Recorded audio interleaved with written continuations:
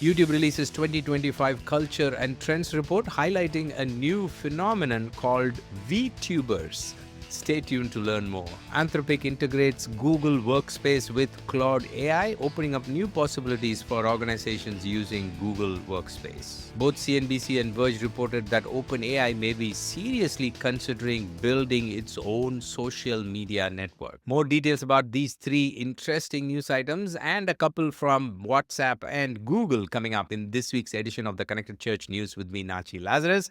Welcome. This is the show that brings you the top 5 social media, AI, and emerging tech news and media news that you need to know for this week in just 5 minutes. Let's get started. YouTube has released this year's Culture and Trends report. This year, the report focuses a lot on this one aspect called virtual creators, which is very interesting. Virtual creators are avatars, digital avatars. Sometimes there are real people behind the avatar. Instead of showing their own face and their personality, they have the digital avatar as the front facing character or entity that represents them. Sometimes it's just organization managing these avatars. So there are many different combinations of avatars, but the numbers are starting to grow. The report says there were 300 virtual creators on YouTube last year that earned over 15 billion views. So you can imagine the kind of impact and influence these virtual creators are having. YouTube, interestingly, has come up with this term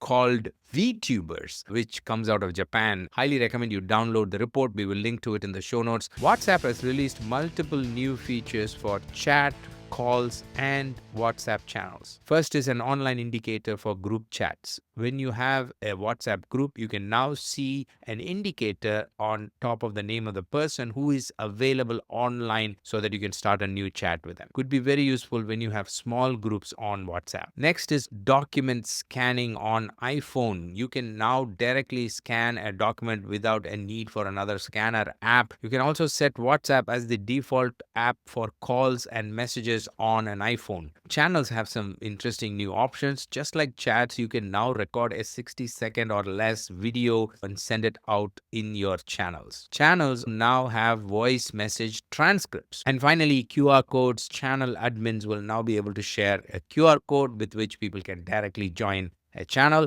This could be useful in an in-person event where you want the attendees to simply follow your channel. Google made an interesting announcement about a new protocol for AI agents called Agent to Agent, A to A protocol. They made this announcement in the Google Next Cloud 2025 event. Google started by talking about the silicon chips that they are developing to make processing easier and more powerful to accommodate all the needs of AI. And then they talked about Vertex AI getting an upgraded speech, image, video, and music models as part of the platform that is available for their enterprise customers. But the big announcement was about the release of a new protocol which will allow AI agents to communicate and collaborate with each other. Just a while ago, Claude released a new protocol called MCP, and now Google adds this to the AI ecosystem, which is awesome. The more protocols we have to help AI agentic workflows flourish,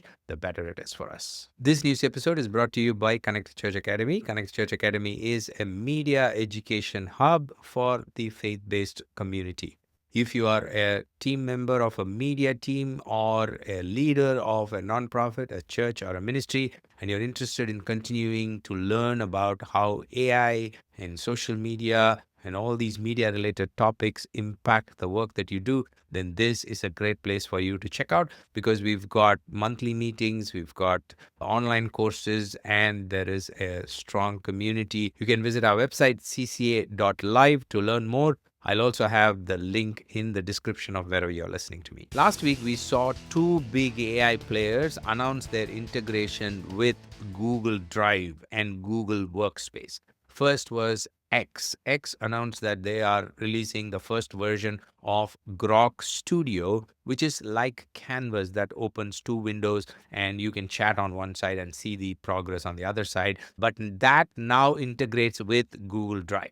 And the second was from Anthropic, which announced that Claude AI will now be fully integrated with Google Workspace. Now, this is great because many of us as nonprofit churches and ministries have a lot of information on Google Drive over the years. Like if you're a 5-year, 10-year-old ministry, imagine the amount of information your Google Drive has. Now, the ability for you to feed that seamlessly into AI for doing various workflows or coming out with analysis and so on becomes much, much easier because of these direct integrations. OpenAI seems to be seriously considering building their own social media app. Both CNBC and Verge reported that there are multiple familiar sources that confirm that this is a serious plan. This plan could well be accelerated by the success that ChatGPT saw with their new image generation models, images and visuals being a big part of social media. I'm not very surprised that Sam Altman is thinking in these lines. We should also remember that players like Meta,